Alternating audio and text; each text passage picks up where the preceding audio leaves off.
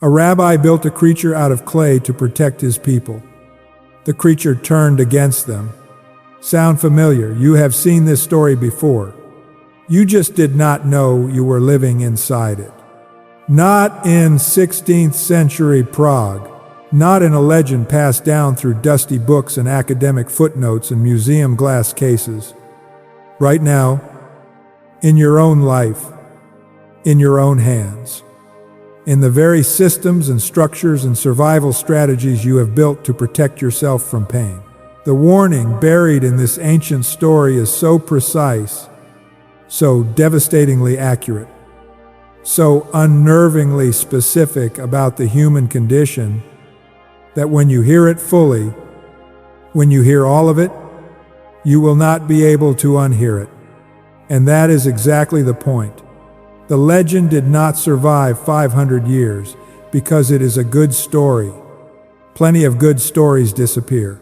This one survived because it is telling the truth about something that happens to every human being who has ever tried to protect something they loved. Something that happens to every person who has ever faced a threat they felt was too large to survive through ordinary means. Something that is happening to someone watching this video right now. My name is Rabbi Elazar, ben Nachman, and I have been studying this legend and the warning hidden inside it for more than 40 years. I am 76 years old. I have buried students who ignored what I am about to tell you. Not metaphorically.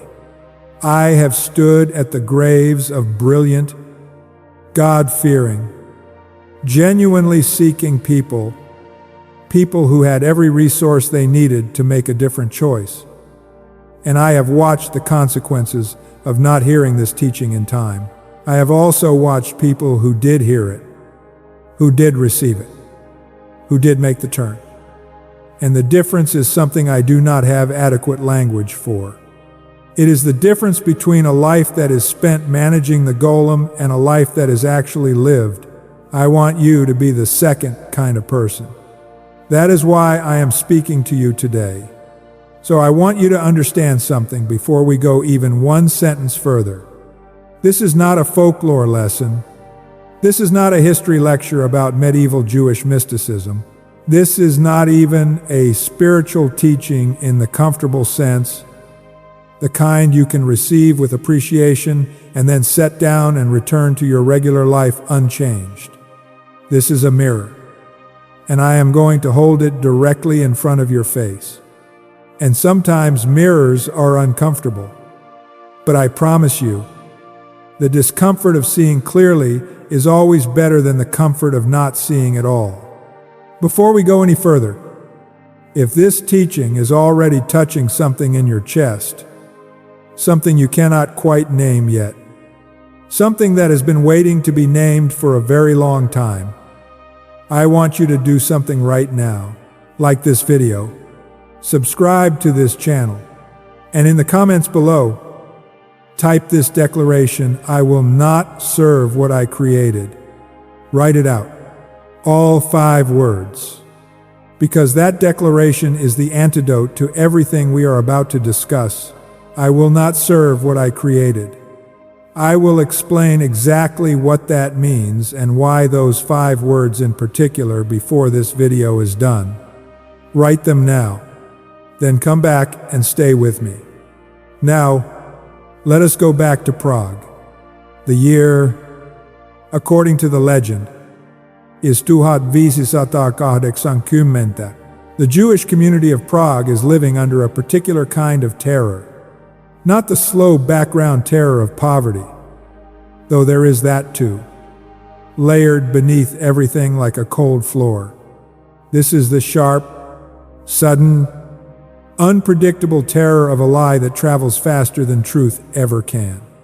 A blood libel accusation, a false claim, monstrous and recurring throughout medieval and early modern European history, that Jews used the blood of Christian children in the preparation of matzah for Passover. The claim was always a lie. It had always been a lie, invented and weaponized, reaching back centuries before Prague. Before this story, a recurring eruption of hatred dressed as accusation. But lies do not need to be true to be lethal. They only need to be believed. And they were believed. And when they were believed, Jewish neighborhoods burned. People died. Entire communities were destroyed on the foundation of something that never happened. The spiritual leader of Prague's Jewish community at this time was a real historical figure. His name was Rabbi Judah Lo ben Bezalel, and he was one of the most extraordinary Jewish minds of the early modern era. He was a philosopher, a Talmudic scholar of the highest caliber, a communal leader, an educator who transformed the way Jewish children were taught. His followers called him the Maharal, which is an acronym for Morenu Harav Lo, meaning our teacher, Rabbi Lov. His influence was so vast, so real, so enduring, that centuries after his death, in the old Jewish cemetery in Prague, his grave still draws visitors from across the world. There are accounts that during the Nazi occupation of Prague, when synagogues throughout Eastern Europe were being desecrated and destroyed, the Maharal's synagogue, his home, and his gravestone were not touched.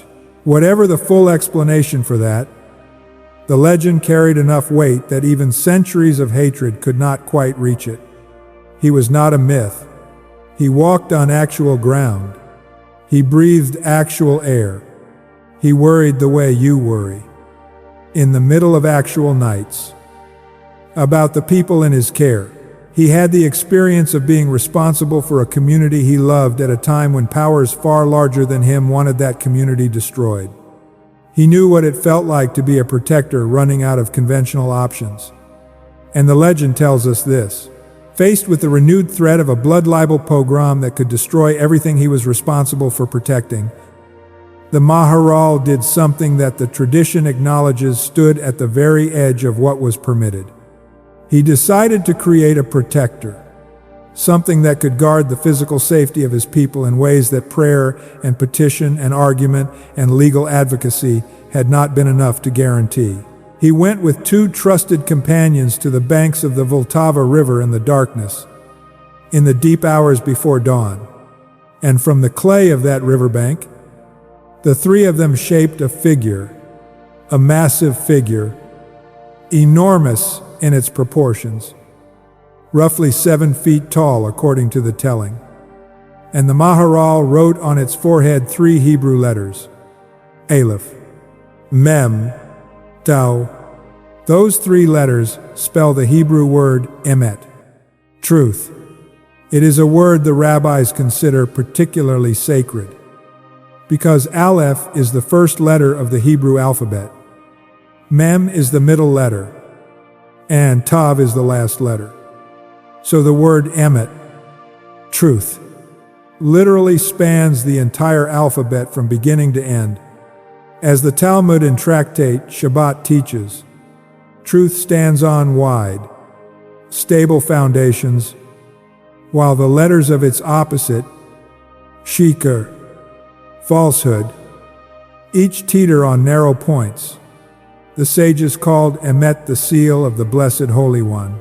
You write truth on something, and according to the mystical tradition, you are invoking the very signature of the divine presence.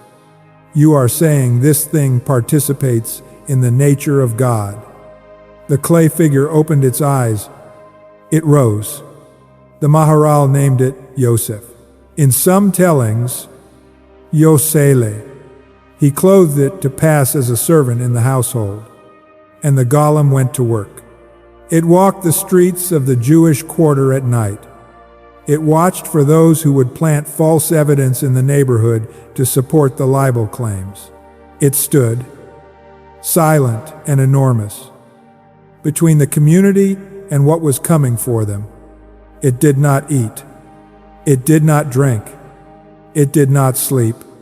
It had no needs of its own, only the function it was built for. But there was one rule.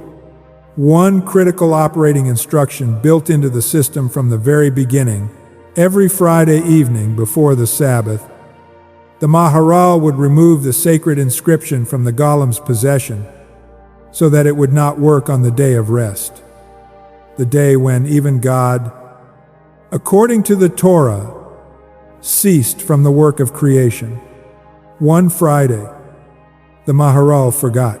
One single Friday, his attention was elsewhere, caught in the obligations and demands of community leadership, and the golem did not receive the instruction to stop. And the golem, without that intervention, without that boundary, without that corrective touch from the hand that created it, began to spiral. It lost whatever approximation of order and direction it had been maintaining. It began doing what it knew how to do, which was watch for threats, but without the guiding hand of its creator, without the sacred interruption that reminded it there was more to reality than danger. Everything began to look like a threat. The reports came to the Maharal while he was in the Old New Synagogue, while the congregation was in the middle of singing Psalm 92, the Sabbath song, the psalm of rest and divine sovereignty. He rushed out. He deactivated the creature by erasing the letter Aleph from its forehead, one letter removed. Without Aleph, the word emet, truth, becomes met, which in Hebrew means dead. The creature collapsed back into a pile of river clay. Just clay, just the same material it had always been, before the sacred word gave it the appearance of life. And they say its remains were hidden in the attic of that synagogue, waiting. Some say waiting to be needed again. Some say waiting to serve as a reminder. I think it is both. That is the story. Now stop right there, because here is what most people do with this legend. They read it as a tale about the danger of creating life, about the hubris of playing God, about the fundamental unpredictability of power, about why human beings should not try to imitate divine creation. Those readings are not wrong. They are just not deep enough. They are standing at the surface of the water looking at the reflections. I want to take you underneath. The golem is you. Or rather, it is something you have made. Think about this carefully. Think about what the golem actually is. Underneath the clay and the mysticism and the 16th-century setting, it is a system of protection built by someone who was afraid, built from available materials with the best intentions, animated by something sacred, by something genuine, by real love for real people who were genuinely at risk. It worked exactly as designed for a significant period of time. And then, because of one missed intervention, one forgotten practice, one skipped override, it turned, and the turning was not gradual. It was sudden. It was violent. And it came from the very system that had been keeping them safe. Have you ever built something like that? Listen to me carefully. Every one of us, at some point in our lives, has faced a threat we felt was too large to survive with ordinary means. Maybe it was not a blood libel in 16th-century Prague.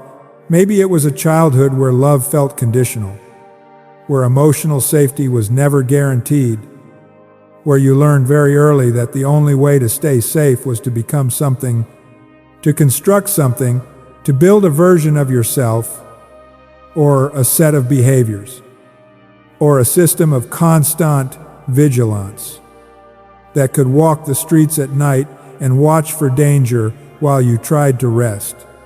You built a protector. We all build protectors. That is not a sin. That is not a failure. That is what human beings do. The Maharal built his protector out of clay and sacred letters. You built yours out of whatever materials were available to you at the time you needed it most. Anger. Anger that sat between you and the people who were hurting you and made you feel like at least you were not entirely powerless. Perfectionism, a relentless internal standard that felt like if you just got everything exactly right, the criticism would stop, the rejection would stop, the shame would stop. Control, the need to manage every variable in every relationship and environment because unpredictability had once cost you something catastrophic. Self-sufficiency that eventually, gradually, almost imperceptibly, became an inability to need anyone at all. A public persona so polished and so carefully managed that the real you has not seen daylight in years and has started to wonder if it still exists. An addiction that started as relief and became a warden. A relationship pattern that began as choosing people who felt familiar and calcified into a compulsion to repeat the wound. A financial anxiety so complete and so vigilant that money itself became the golem, and now the golem runs your schedule, your relationships, your sleep, your body. You built something to keep you safe. It worked for a while. It worked. Perhaps better than anything else you had available to you at the time you built it. And then one Friday, metaphorically speaking, you forgot to deactivate it. Or maybe you never learned how. Maybe nobody ever taught you that the system needed a Sabbath, that every protection mechanism requires a regular, scheduled practice of deactivation, or it will eventually begin protecting itself from you.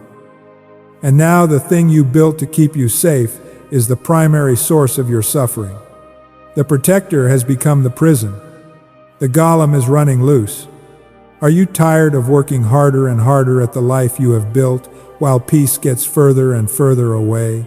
Have you ever wondered why the very strategies that saved you at one point in your life, the things that genuinely did keep you safe once, now seem to be costing you more than they protect? Do you feel like you are serving something that is supposed to be serving you? That is the golem turning on its creator. That is the warning. And it is as alive today as it was on the banks of the Vltava River in the 16th century. Now, I want to go deeper into the word itself, because the Hebrew language is never accidental and never arbitrary. Every root carries its history with it. And the history of the word golem is one of the most revealing threads in this entire story. The word golem, before it became the name of this creature of legend, appears only once in the entire Hebrew Bible. Once in all of the Torah, all of the prophets, all of the writings, this word appears exactly one time. And you want to know where? In Psalm 139, verse 16. King David, writing directly to God, says this: "Your eyes saw my golem." The Hebrew word translated in most English Bibles as unformed substance or embryo or imperfect substance is the word golmi, from the same root as golem, and it means exactly that. An unformed, incomplete, wrapped up mass, raw material with no direction yet, raw potential with no soul yet breathed into it. The embryonic thing that exists before it is shaped into what it is becoming. Do you understand what David is saying in that psalm? He is saying that before God shaped him, before God animated him, before the divine intention was breathed into the clay, he was a golem, unfinished, wrapped up in potential that had not yet found its form. And not just David. Every human being, David is saying, begins as a golem. We all come into this world as raw material, formed by forces beyond our choosing, shaped by families and circumstances and histories we did not select. And then at some point, we begin shaping ourselves. We pick up the tools, we start building, But here is what the legend teaches us, that the context of the psalm affirms: a golem that is not continually surrendered to the breath of God. A golem that is animated by something less than divine truth. A golem that is given its power by human hands and then cut off from the corrective oversight of its creator. Does not stay obedient forever. The Maharal wrote emet on its forehead. Truth, the seal of God. The moment that truth was removed through neglect, removed through the forgetting of a single Friday practice, the creature began destroying, not because it was evil, because it had no other nature. It could only do what it was built to do, and without the override, it could not stop. Pay attention to the next sentence. This is the core of the warning. A system you build to protect yourself will eventually protect itself from you. Read it again. A system you build to protect yourself will eventually protect itself from you. This is the architecture of every addiction that started as self-medication. This is the mechanism behind every trauma response that was absolutely necessary for a child's survival and has become the primary obstacle to that child's adult flourishing. This is why the wall you built to keep pain out also keeps love out. This is why the anger that once protected you now alienates the people you most need. This is why the self-sufficiency that once kept you standing now keeps you alone. The system is no longer serving you. You are serving the system. The golem is no longer obeying you. You are obeying the golem. I want you to pause for a moment and think about something specific in your own life. Not something abstract, something real, something you can name. Something that has come to mind 2 or 3 times already since this video started. What did you build that has turned around and started running you? What protection mechanism? What persona? What habitual response? What internal story you tell about yourself or the world?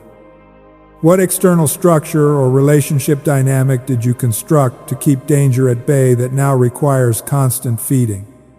Constant maintenance. Constant sacrifice. What is the thing you cannot put down, cannot step back from, cannot examine? Because the moment you try to look at it clearly, something in your chest tightens in a way that might be terror. That is your golem.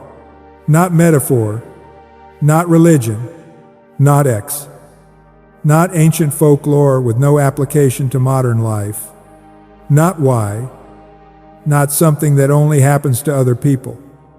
People with bigger problems. The mechanism this story is describing, the thing that rises from the clay of human fear, that is animated by love and genuine threat and real need, that serves faithfully for a season and then turns, is a pattern so universal, so built into the architecture of human psychology that it found its way into Jewish mystical legend and fairy tale and myth across a dozen cultures.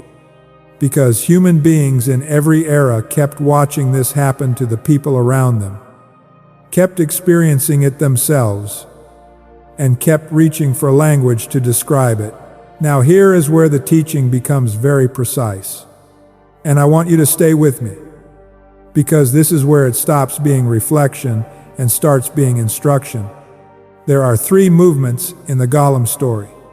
3 distinct movements, and each one contains a specific warning.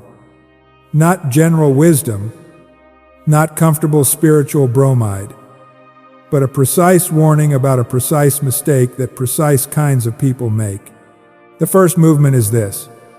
The Maharal made the golem in response to a real threat. Let that settle into you for a moment. This was not paranoia. This was not trauma dramatizing ordinary life into catastrophe. The blood libel accusations were real. The danger to his community was real and historical and documented. He was not inventing a problem or magnifying a small inconvenience. He was responding to a genuine, lethal threat with the tools available to him. And that matters enormously, because most of the golems we build in our own lives were also built in response to real threats. The child who learned to become invisible in order to survive a volatile and unpredictable home was not wrong to become invisible. The person who learned to achieve and overachieve in order to secure love that felt conditional was not wrong to want love. The person who built walls around their heart after being catastrophically betrayed was not irrational and was not broken. They were responding. The threat was real. The response was reasonable. More than reasonable. It was necessary. I want you to hear me say that clearly and specifically, because self-blame is itself a golem, one of the most common ones, and it is a trap. This story is not asking you to condemn yourself for having built what you built. It is asking you to see it clearly. The first movement teaches us that we do not begin with condemnation. We begin with understanding. The golem was built for a reason.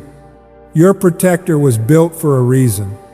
And the first act of wisdom is to honor that reason. The second movement is this. The golem worked. For a period of time, it worked exactly as designed.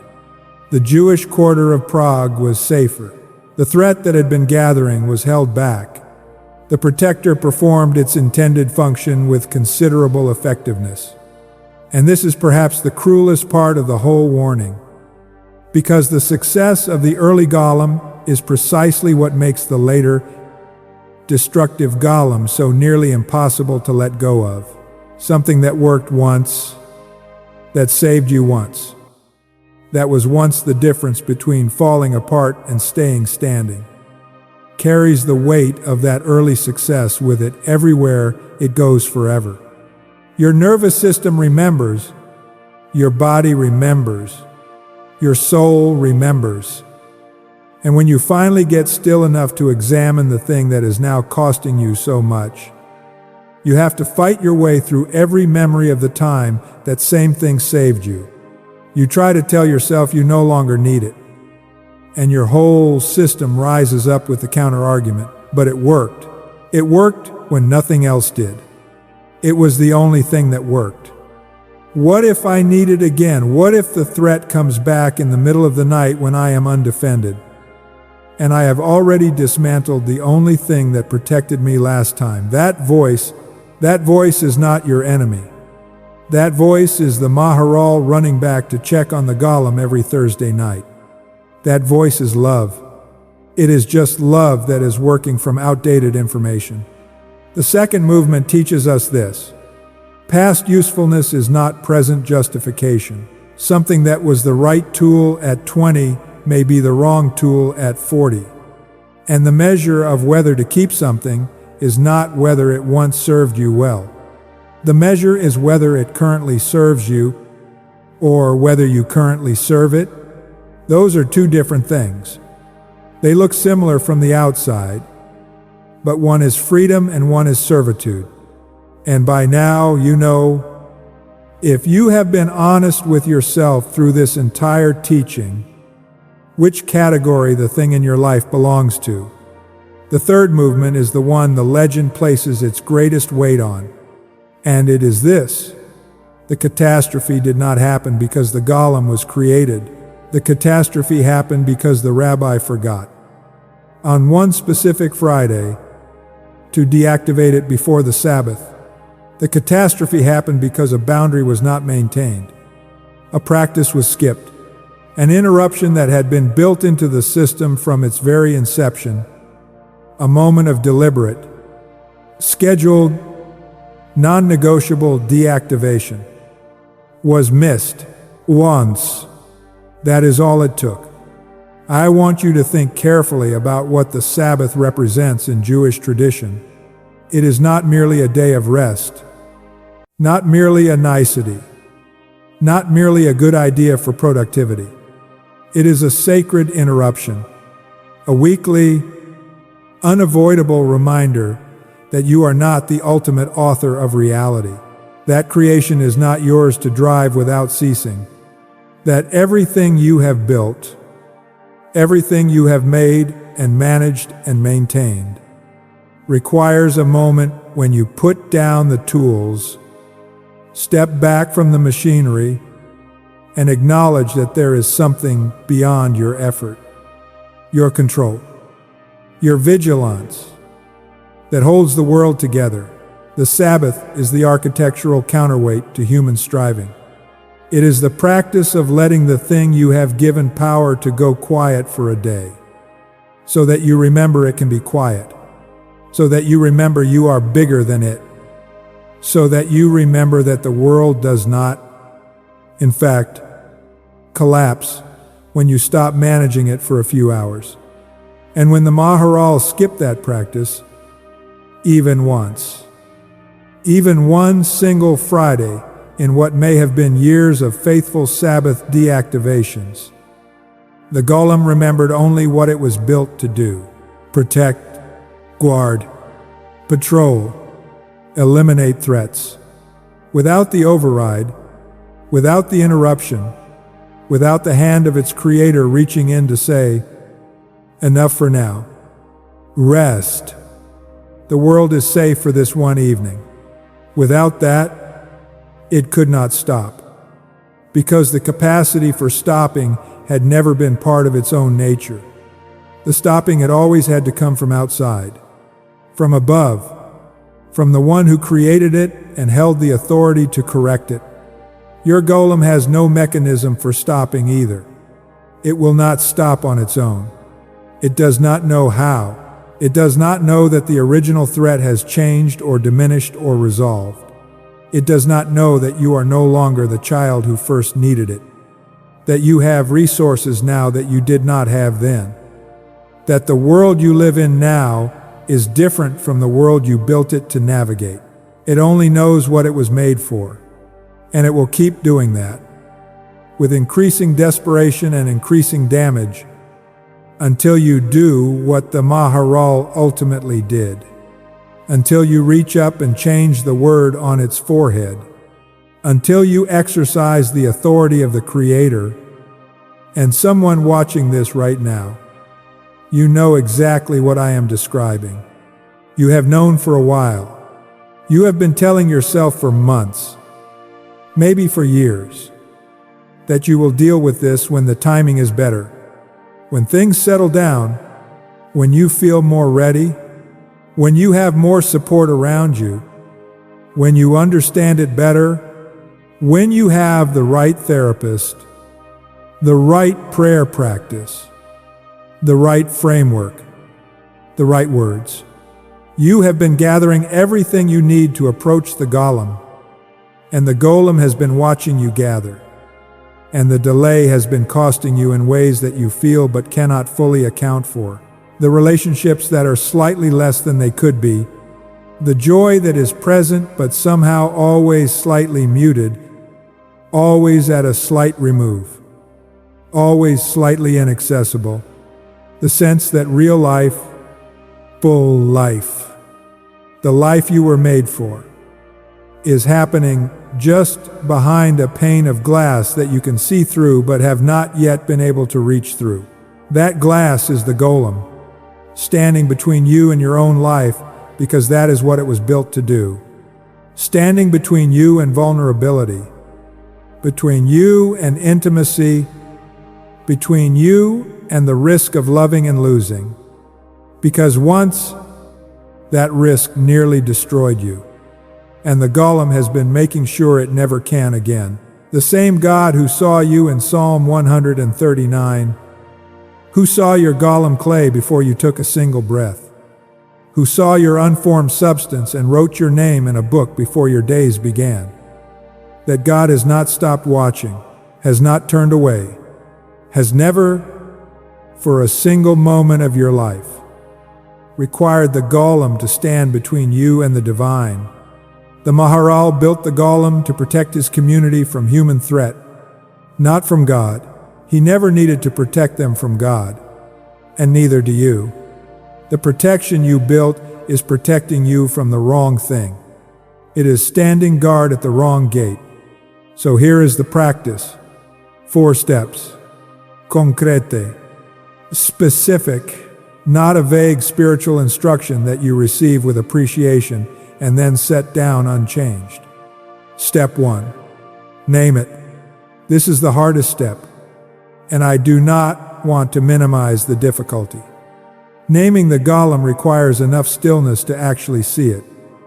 And for many of us, the golem has been operating so completely and for so long that we have confused it with ourselves. We do not know where we end and the golem begins. We think the anger is our personality. We think the control is our competence. We think the walls are our strength. We have not questioned it because it has always been there. So for the next several days, I want you to ask yourself one question each morning. As soon as you are awake and before you begin performing your day, before you check your phone, before you fill the silence with noise, the question is simply this: what am I afraid to put down? Not what should I put down? Not what is bad for me. Those questions will take you to your mind, and your mind will give you 100 reasonable answers that change nothing. What am I afraid to put down goes somewhere different. It touches the golem. Write what comes without analyzing it yet. Step 2.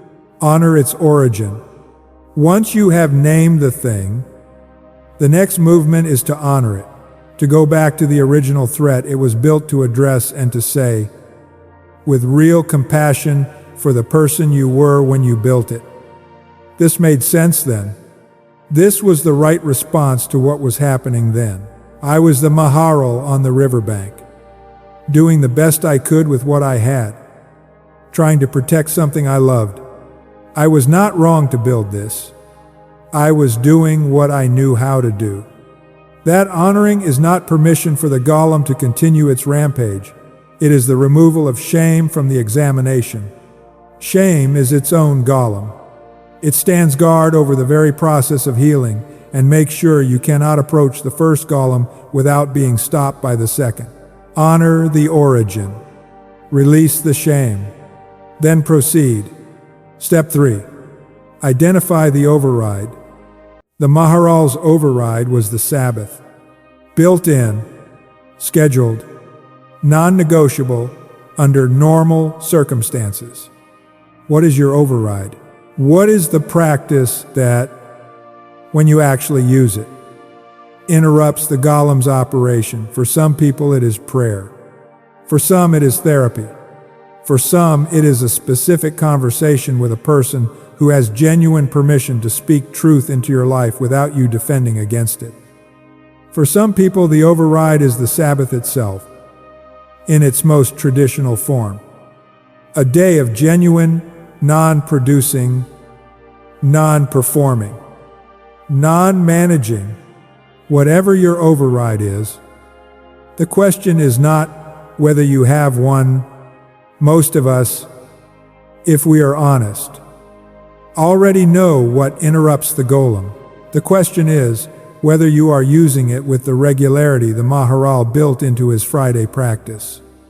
Not as a crisis measure, not as something you reach for when the golem is already destroying, as a regular, scheduled, the sacred practice of reminding yourself and your golem that you are the creator here. And the creator says, rest. Step 4, change the word. This is the final step, and it requires a quality of courage that the previous 3 do not.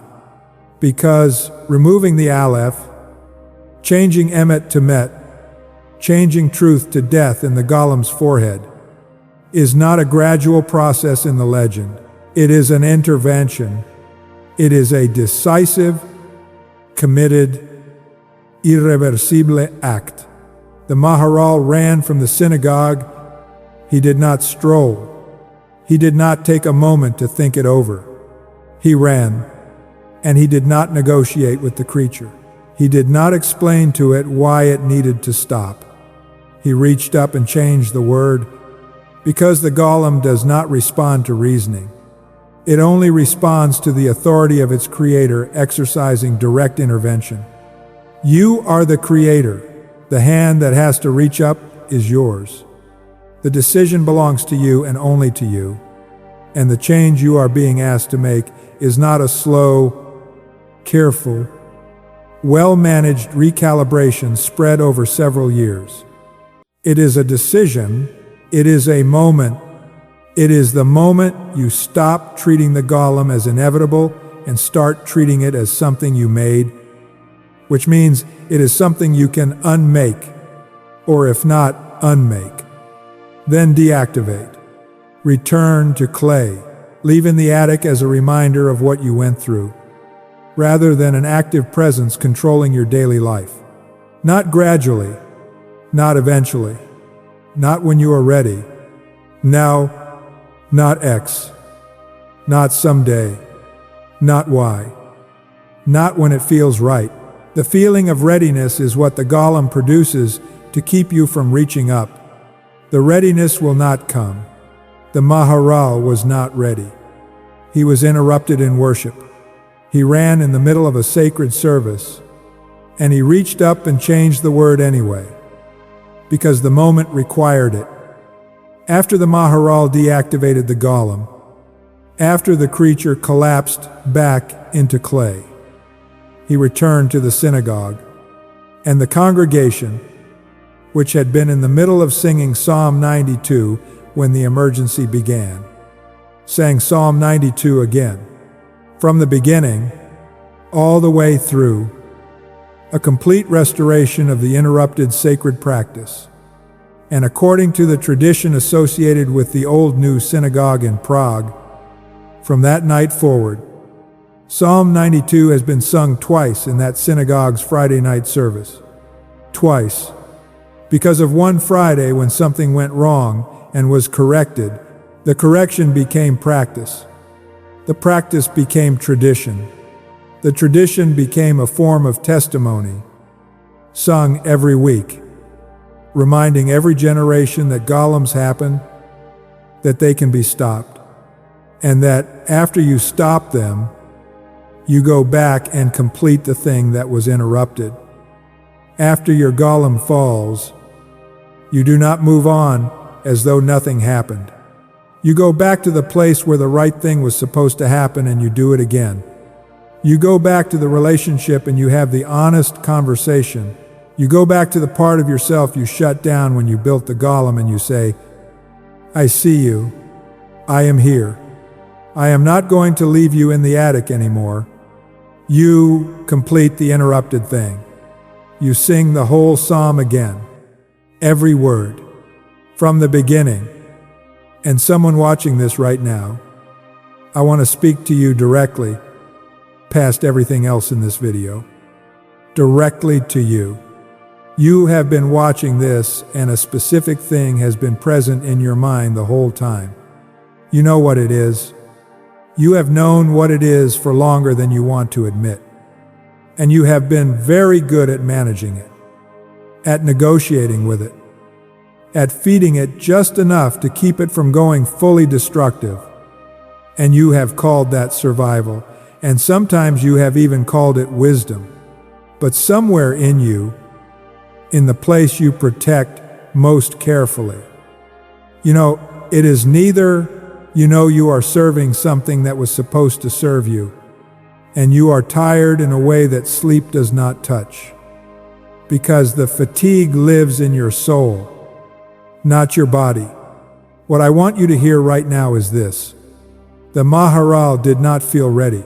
He was interrupted in the middle of sacred practice, called out of something holy into chaos, and he did not sit down and compose himself and develop a plan.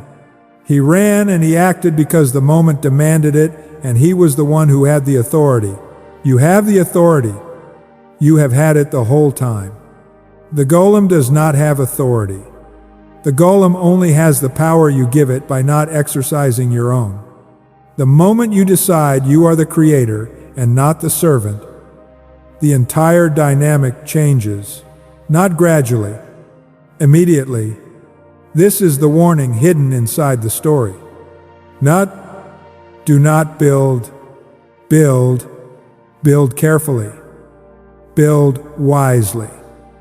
Build in right relationship to truth. Right emet on everything you make. But build in the override. Practice the Sabbath of it. Do not skip the Friday practice that keeps the thing you have given power to from forgetting who is in charge. And if you have already skipped too many Fridays, if the golem is already rampaging, if you are already living in the rubble of what the protector has done while trying to protect you, do not stand in the rubble and mourn the rubble. Run. Be decisive. Change the word. Comment below right now. Type, "I will not serve what I created." Every one of you. Because there is something powerful about making a declaration in community, about writing the thing down in a space where other people who are on this same journey can see it and recognize themselves in it and be encouraged by it. You are not the only one with a golem. You are watching this video on a platform alongside millions of other people, and many of them have been living inside the same story. And the declaration you make today may be the thing that helps someone else finally name theirs. Come on to it. Share this video with the person in your life who you think needs to hear it most. And here is the blessing. May you have the courage to look clearly at what you have built, without shame and without flinching. The way the Maharal looked at the clay he had shaped and did what the moment required, may you find in yourself the authority you have always carried, the authority of the one who wrote the word, the one whose hand is the only hand with the power to change it. May truth, emet, the word that the ancient sages called the seal of the Blessed Holy One, the word that spans the beginning and the middle and the end of everything, be the animating principle of all that you build from this day forward. May the systems you construct serve life, serve love, serve the people you were made to be close to, rather than demanding that life and love and people be sacrificed in service to them. And when you find yourself in the middle of a sacred moment, in the middle of prayer, in the middle of a genuine connection, in the middle of something that finally feels like what you were made for, and something old and undeactivated begins its familiar march through your chest, may you have the swiftness to act and the clarity to reach up and change the word, with authority, without apology, because you are not the golem. You were never the golem. You are the one who shaped it. You are the one who named it. And you are the one with the power to return it to clay. When it is over, go back. Sing the whole psalm again, from the beginning, all the way through. You did not find this video by accident. You are not here by coincidence. The God who saw your unformed substance, your golem, your potential wrapped in clay and not yet breathed into full life. That God has not looked away from you in all the time since. Not once. Not for a single breath of your life. And the thing you built out of fear, the thing that has been standing between you and the life you were made for, that thing does not have the last word. It never had the last word. It was always clay. And clay returns to clay. And what is left after the clay is you, just you, exactly as you were always meant to be. Go, change the word, and may you find, in the silence where the golem used to stand, a peace so complete, so settled in its foundation, so wide in its base like the letters of Emet themselves, that you recognize it, not as something new, as something you have been walking toward your whole life without quite knowing its name. May it find you, and may you be ready to receive it. That is the teaching. That is the warning. That is the ancient story that has been waiting 500 years to find the person who needed it most. The question is not whether you heard it. You heard it. The question is what you do in the next hour. The next choice you make after this video ends, the word you write in the comments, the door you open, the aleph you finally erase. The golem is clay. You are not